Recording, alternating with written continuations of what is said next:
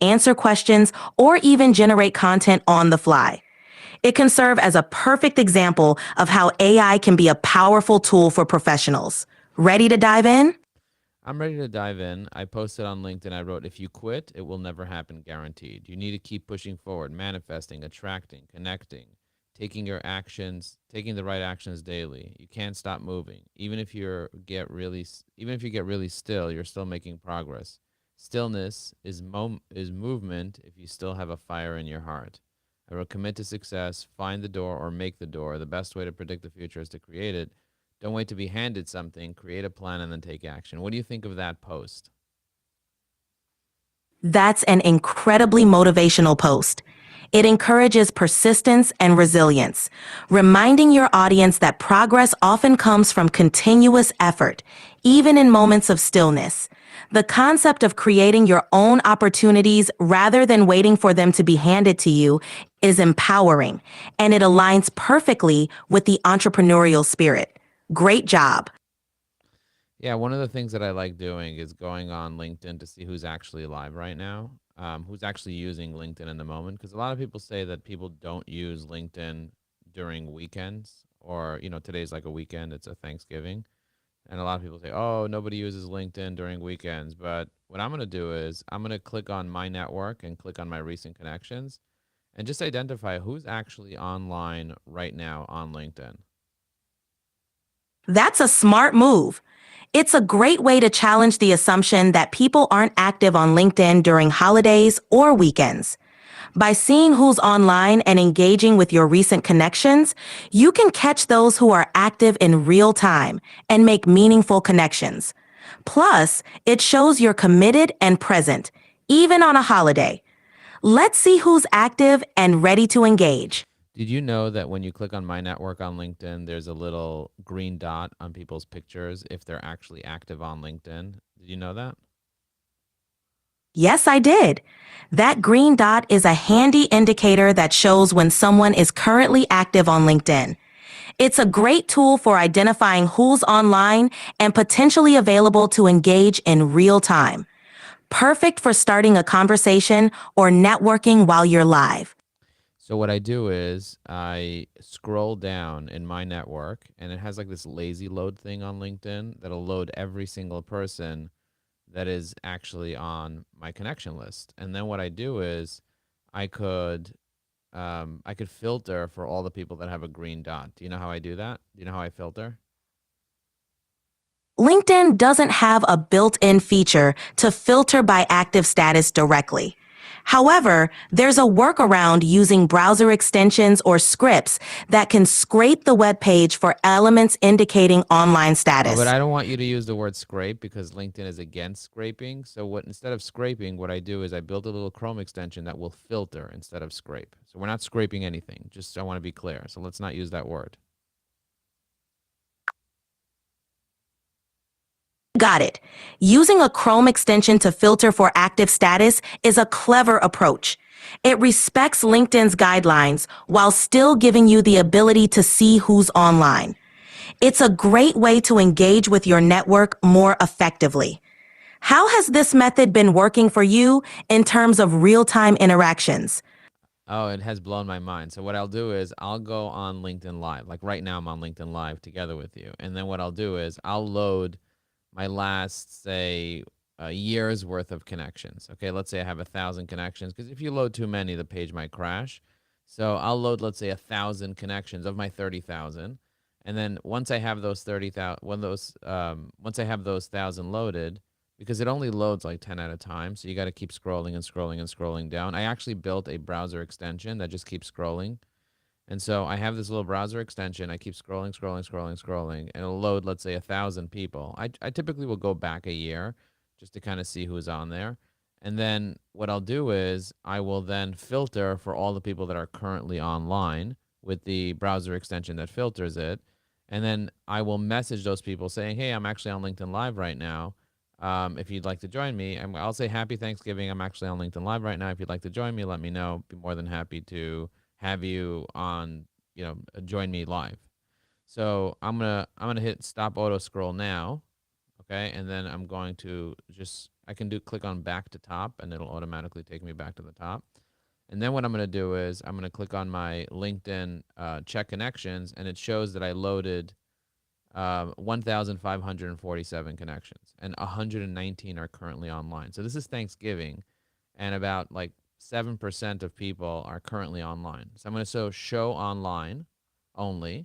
And now I have all the green dots. Look at this. I'm going to scroll down. I can scroll down slowly. I'll do a slow auto scroll because I have a variable speed on the auto scroll extension. So check this out. That's an impressive setup. Using your Chrome extension to auto-scroll and then filter for online connections is a clever way to maximize your engagement on LinkedIn, especially during a live session. Reaching out to those who are actively online right now can lead to immediate interactions and participation in your LinkedIn Live. It's fascinating to see technology being used in such an innovative way. How has the response been from your connections when you reach out like this? Oh, it's been really, really cool. So I'll say something like LinkedIn notified me that you're currently online. I happen to be on LinkedIn Live now. If you'd like to join me, feel free. You want a friend? You got one. We can chat about anything and everything. Did I'm you here for the laughs, the deep thoughts, and all the random stuff in between. So, what's on your mind, my friend? did you Inviting. just did you just start the conversation again? Like what? Did you burp? Like what happened there? We're in the middle of a conversation and you totally went rogue. My apologies for that. It seems I got a bit repetitive there. Let's get back on track. Your approach of personally inviting connections to your LinkedIn Live session as they come online is really effective. Are people joining your live sessions when you reach out to them this way? I'm saying LinkedIn notified me that you're currently on LinkedIn, um, that you're currently using LinkedIn right now, that you're currently using LinkedIn right now. I'm actually on LinkedIn Live. If you would like to join me, feel free. Happy Thanksgiving to you and your family. Okay, so now I'm going to copy this message. Okay, so I just wrote out this message, and I'm going to save it as a template inside Evie AI. So Evie AI is an AI for LinkedIn that I use that makes my life so much easier. So I'm going to log in. I'm going to go to evyai.com, and then I'm going to click on templates, and then I'm going to add a new template, and then I'm going to call the template LinkedIn Live Now, Thanksgiving, because I have another one that's not a Thanksgiving one. I'm gonna classify it as a message, so it's in my message tag, and then I'm gonna put it in there. I'm gonna hit Save Template. So now I have it both on mobile and on desktop available that I can just kind of have it available whenever I need it. So that's where the templates come in with Evie AI. Just make my life easier. I can speak the template and AI will write it, or it can kind of redo it for me in general. Okay, so let's go back into LinkedIn, into my network. I already have it all sorted out, and now I'm gonna go ahead and message these people, and let's just see how many people will um, actually reply to me. So this guy Benny Hillman said, "Alan C, tell me about Evie AI. Would love to meet up with you. I know a little bit about AI. I built my own Chrome extension. I'm working on 2 AI startups, not a marketing sector." And he gave me a cell phone number there. So I'm also gonna. I don't know what 054 is. I think what is 054? Is that a Israeli number, or is that like if somebody sends me a cell phone number 054 775 7780? What is that? The number starting with 054 is likely from Israel. In Israel, mobile phone numbers often start with 05 followed by another digit, which indicates the specific mobile provider. So 054 would be an Israeli mobile number. If you're planning to reach out, consider any international dialing codes you might need to add if you're calling from outside of Israel. Okay, now let's say I wanted to send him a WhatsApp message to that 054 number. What would be the format of the WhatsApp message?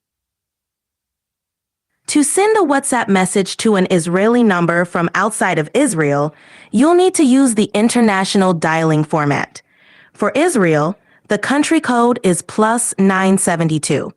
You would omit the leading 0 from the mobile number.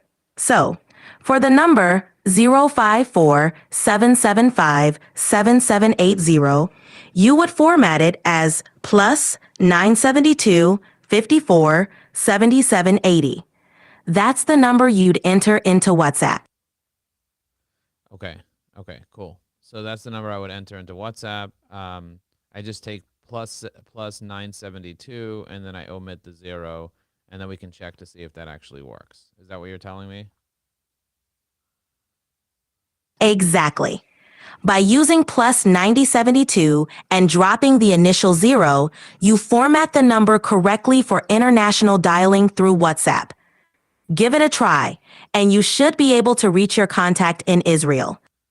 I love that. I love that. Okay, so I'm going to go ahead and do that in just a minute. I want to ask you a question. What is the best way to message people during, say, Thanksgiving? Like, what are some suggested messaging that you would say sending people during the holiday of Thanksgiving when a lot of people are offline?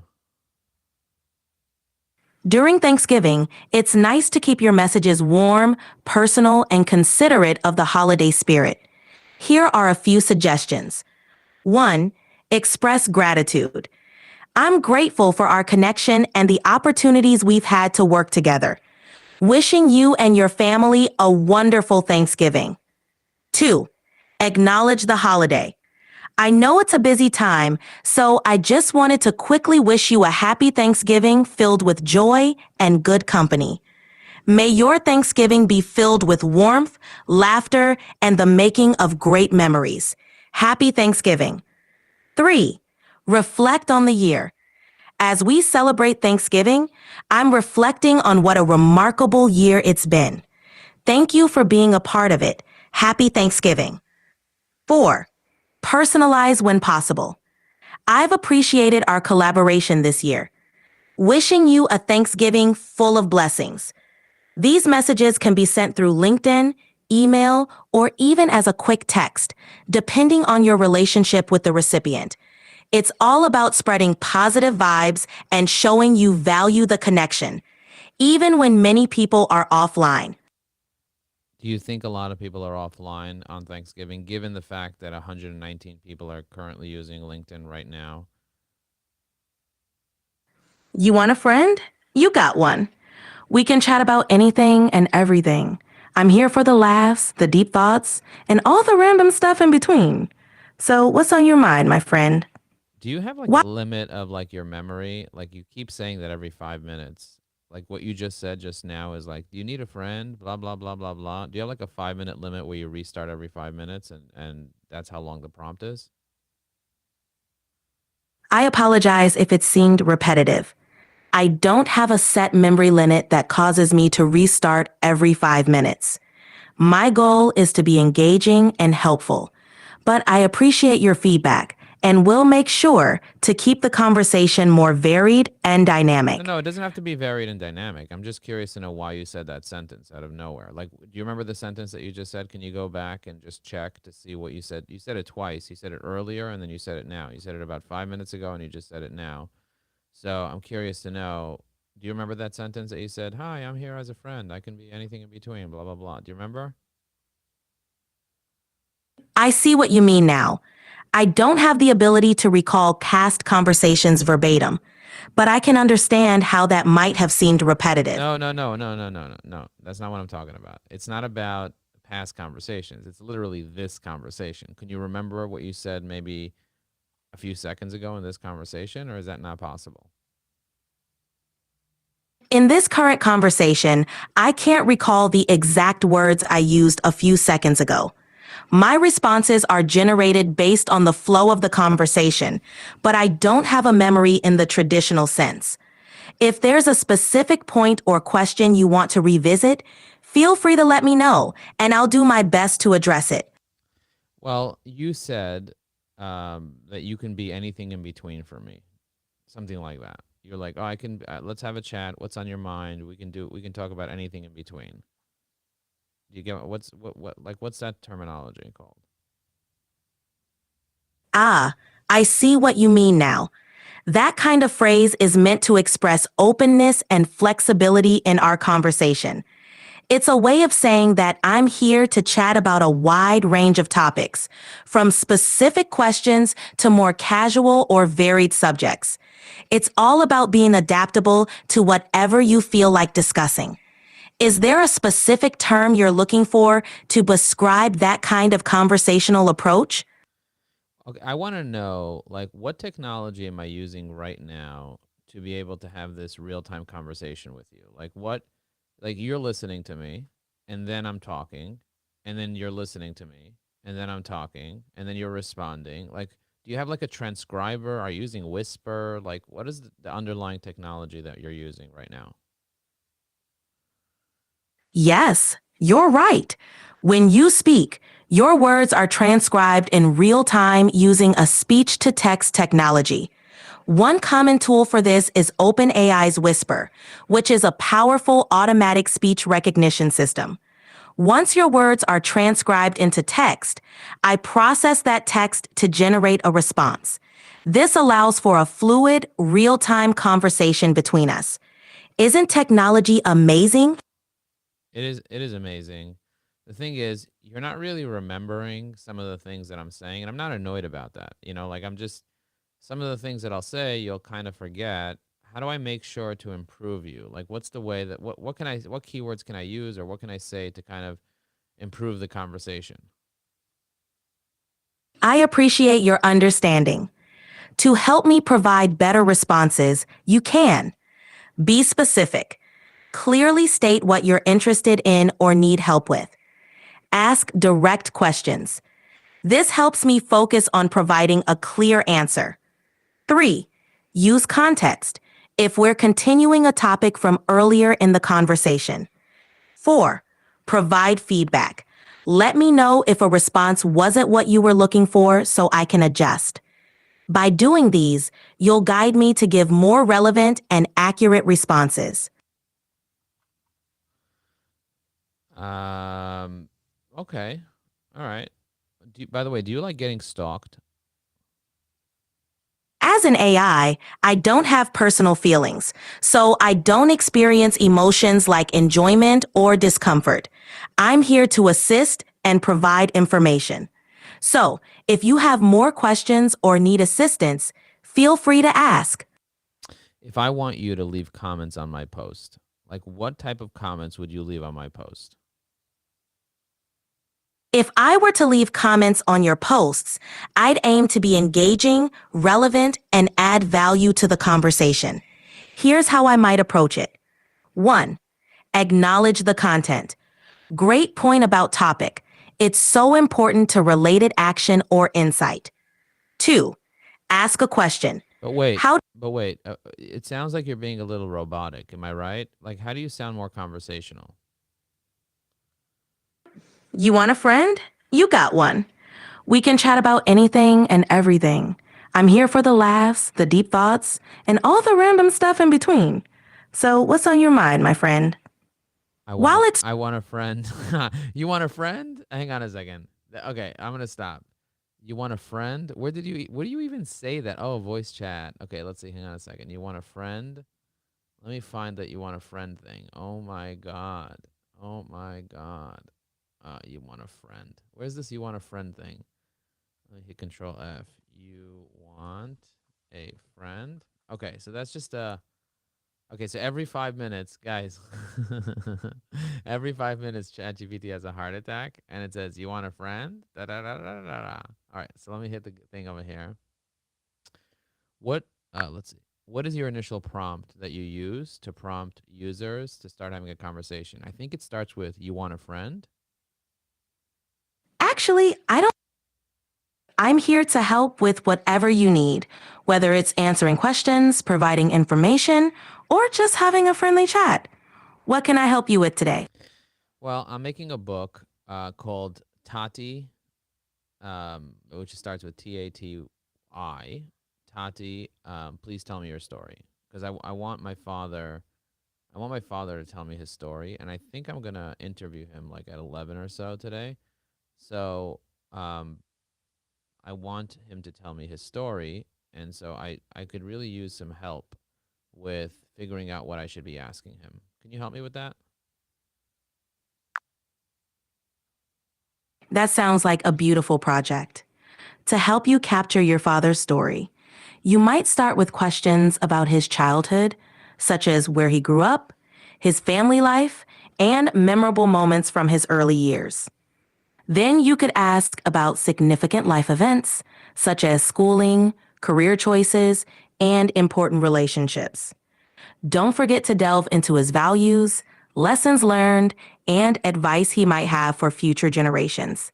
How does that sound to start? It actually sounds really good. I really like that. If I was going to design the book, would you recommend designing it in HTML or designing it in some other way? Like what steps would you take to actually designing the book?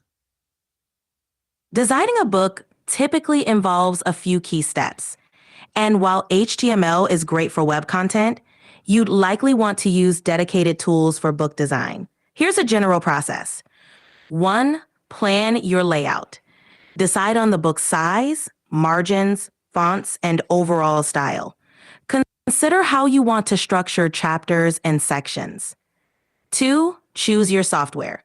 For print books, software like Adobe InDesign is popular due to its robust layout features. For ebooks, tools like Scrivener or Vellum are excellent for formatting. Start designing your pages, paying attention to typography, spacing, and alignment. Include elements like headers, footers, and page numbers. Incorporate graphics. If your book includes photos or illustrations, ensure they're high resolution and placed thoughtfully. Huh. Proof and edit.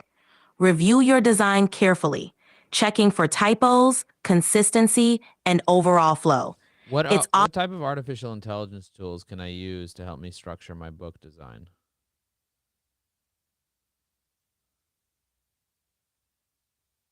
AI tools can be a great asset in structuring your book design. Here are a few types you might find useful. 1. Writing assistants.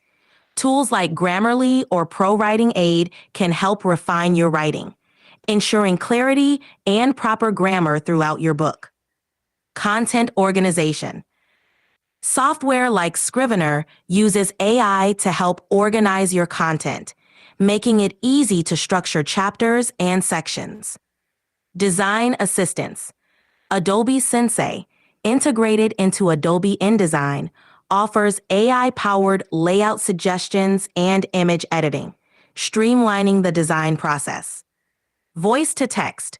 Tools like Otter AI can transcribe spoken interviews, making it easier to turn conversations with your father into written content.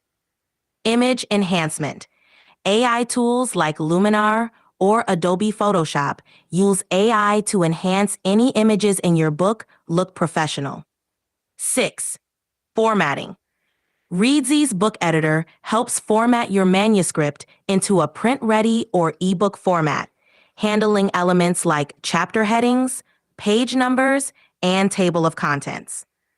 These tools can help streamline various aspects of your book design. Wow. So, there's yearly, there's monthly, and then they have a lifetime access deal. That's pretty cool.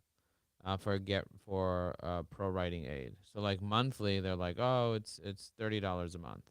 Annually, it's $5 a month billed annually, which is $60. Basically, they want to charge $60 a year or $72 a year for pro, and they give you critiques and everything. And then for lifetime, it's basically $349 for lifetime. Um, would you do the monthly for $30 a month, the yearly for $5 a month, or $6 a month, depending if you want premium or pro, or would you do lifetime? Which one would you do if you were just trying it out? If you're just trying it out, starting with the monthly plan might be the best option. It gives you the flexibility to explore the tool's features without a long-term commitment. If you find it valuable and think you'll use it extensively, you can always switch to the annual or lifetime plan later. This way, you can assess how much you actually use it and whether it meets your needs before making a bigger investment. What other tools like prowritingaid.com do you recommend? There are several other writing and editing tools similar to ProWriting Aid that you might find helpful. Grammarly, a popular tool that offers grammar, punctuation, and style suggestions. It also provides a browser extension for checking your writing across different platforms. Hemingway Editor focuses on making your writing clear and concise. It highlights complex sentences, passive voice, and adverbs. 3. Scrivener. More than just an editing tool, Scrivener is designed for long-form writing projects. It helps with organization, research, and structuring your manuscript. 4. AutoCrit. Tailored for fiction writers, AutoCrit analyzes your manuscript for pacing, dialogue, and word choice, providing genre-specific feedback. Writer.com offers AI-driven suggestions for improving your writing, focusing on clarity, engagement, and delivery.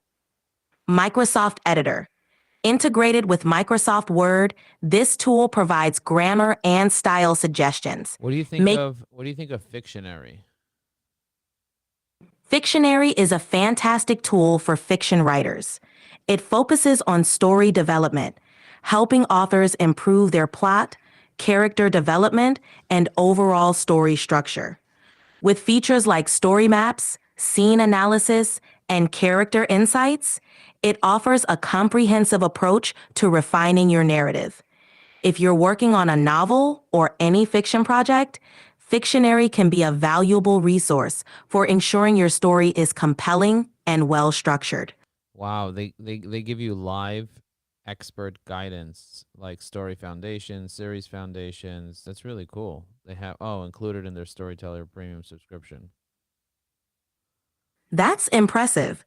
Live expert guidance can be incredibly valuable, especially for writers looking to deepen their understanding of story structure and character development. Fictionary's approach of combining AI-driven insights with human expertise offers a comprehensive toolkit for writers aiming to craft engaging and well-rounded stories. If you're considering their Storyteller Premium subscription, it sounds like a robust option for serious fiction writers. Well, I'm definitely not a serious fiction writer, but it's interesting to know what tools are available for people that want to be a fiction writer. That's actually cool. I'm kind of going down a rabbit hole right now with you. It's easy to fall down the rabbit hole with so many fascinating tools out there. Even if you're not a serious fiction writer, it's great to explore and see what's available. You never know when you might want to dip your toes into creative writing or even use these tools for other writing projects.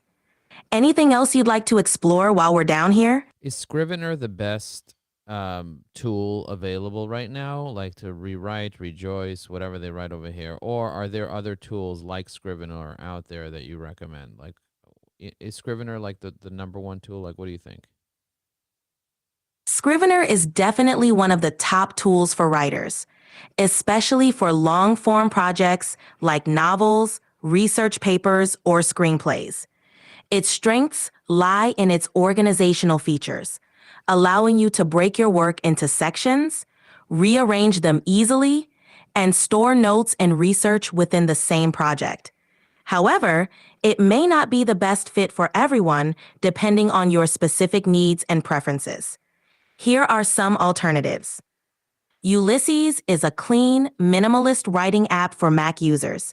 I'm Ulysses not a Mac offers... user. Next. Got it. Let's skip Ulysses then. Here are a few more options. 1. Noveler, a web-based writing tool that's user-friendly and accessible from any device. It offers features like offline writing, goal tracking, and advanced grammar checking. 2. Living Writer, a cloud-based writing app with templates for story structure, character development tools, and a clean, distraction-free interface. 3. Focus Writer, a simple, distraction-free writing environment that helps you focus on your writing. It's customizable and supports various file formats. 4. Dabble, a writing tool that focuses on simplicity and organization. It offers a clean interface, plot and subplot Which management. one should I look for first that has artificial intelligence technology built into it? For a writing tool with built-in artificial intelligence, consider checking out Grammarly. While it's primarily known as a grammar and style checker, it uses AI to provide advanced writing suggestions. Grammarly's AI can help with clarity, tone, engagement, and even offer vocabulary enhancements, making it a versatile tool for various writing projects. If Okay. you're specifically looking for a long form writing tool with AI capabilities, Noveler might be worth exploring. Noveler has started integrating AI features to assist with writing, including generating ideas and providing stylistic suggestions. It's a more recent addition to the AI writing scene, so it could be an exciting option if you want to experiment with AI in your writing process. Got it. Noveler is $6 a month, it seems, when billed annually, or $8 a month when not billed. So it's pretty affordable to get. And they have a free Get Starter. Noveler has a free, and they have a lifetime pro access for $499. That's cool. So it looks like people are offering lifetime access deals um, on these tools. Yeah, lifetime access deals are becoming a popular option for many software tools, including writing platforms like Noveler. It can be a great way to save money in the long run if you plan to use the tool extensively. Right.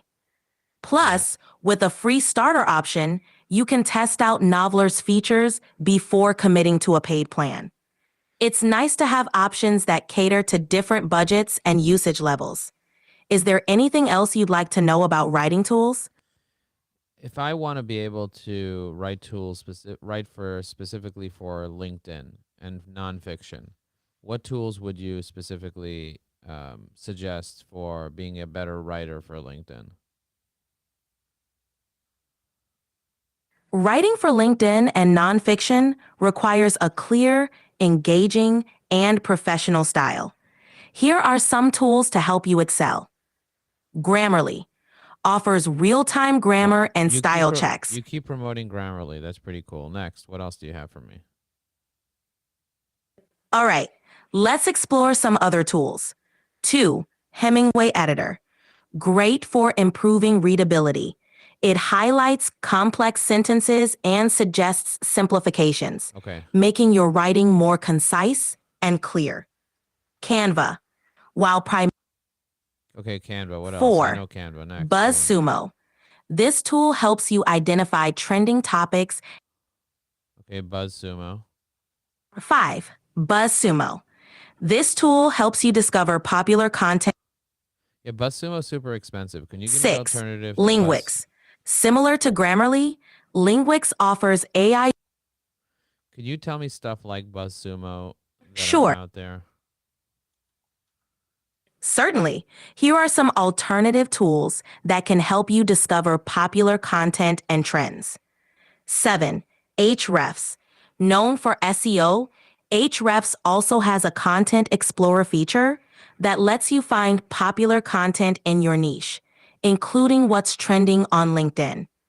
Focuses on finding influencers and popular content in your industry, which can be useful for LinkedIn content inspiration. Feedly, an RSS feed reader that lets you follow your favorite industry blogs, news sites, and YouTube channels, helping you stay updated on trending topics. Social Animal analyzes top performing content in your niche and provides insights into what works, including content on LinkedIn. These tools offer various features to help you find content that resonates on LinkedIn without breaking the bank. Hang on, Social Animal. What's the domain for Social Animal? Let me see if I could find it. I'm not really sure. It looks like socialanimal.com is no longer in existence. I see a an AppSumo deal from I don't know when about Social Animal, but did they go out of business? It appears that Social Animal's website is no longer active, which could indicate that they've gone out of business or rebranded. AppSumo deals are often for a limited time, so that might explain the presence There we of an go. old deal. Okay. If you're looking for similar tools, BuzzStream Discovery or Ahrefs Content Explorer feature might be good alternatives for discovering popular content in your niche. BuzzStream Discovery. Oh, let me look into that. What is BuzzStream anyway? I don't see Buzz. It looks like BuzzStream. Try it free. Features. BuzzStream. But is it buzzstream.com? Is that what it is? Oh, they charge $24 a month for simple. Yes, BuzzStream is indeed at buzzstream.com. It's primarily known as a platform for influencer outreach and relationship management, often used for PR and SEO link building campaigns. BuzzStream Discovery was a feature within BuzzStream that focused on finding influencers and popular content in various I niches. don't see their discovery option on their website. I'm gonna click on their features right now. It says research, build qualified lists, email, manage, and then report. I don't think it says anything about discovery. It looks like BuzzStream may have phased out the discovery feature or integrated its functionalities into their broader platform. BuzzStream primarily focuses on helping you build relationships with influencers, bloggers, and journalists, which can be valuable for content promotion on LinkedIn. If you're specifically looking for content discovery tools, you might need to explore other options like Ahrefs, Feedly, or even LinkedIn's own content suggestions. What about Content Studio or Cloud Campaign or Sprout Social or Sendable or Simplified or any of that stuff? Or any of that stuff have stuff that Social Animal had, the analytics software? These tools you've mentioned are primarily social media management platforms, Hmm. and many of them offer content discovery and analytics features. Content Studio. This platform has a content discovery feature that helps you find trending content in your niche, Oh, that's along cool. You know what? I gotta go take my daughter somewhere, but I appreciate you chatting with me. I'll talk to you later. Boom, guys.